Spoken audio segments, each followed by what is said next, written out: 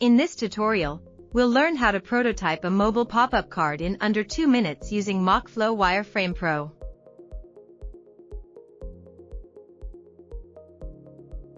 For this prototype, we already have a mobile home screen and a pop-up card designed. The pop-up card is initially hidden using the Layers feature in MockFlow WireframePro.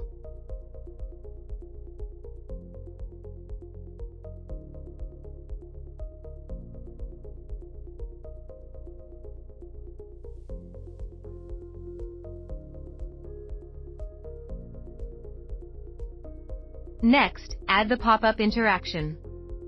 Select the trigger component, open Manage Interactions, choose mouse click as the trigger, set the action to show component, then select the pop-up card. Apply the slide-in effect, customize it for a smooth transition, and click Save.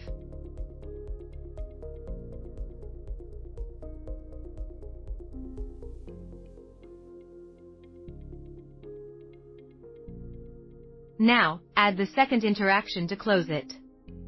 Select the close icon, choose mouse click, set the action to hide component, apply the slide out effect, customize it as needed, and click Save to finalize.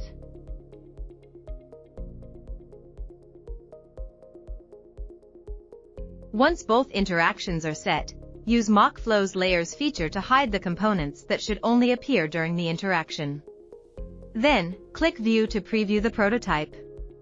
When the trigger component is clicked, the pop-up appears, and clicking the close icon makes it disappear just as intended.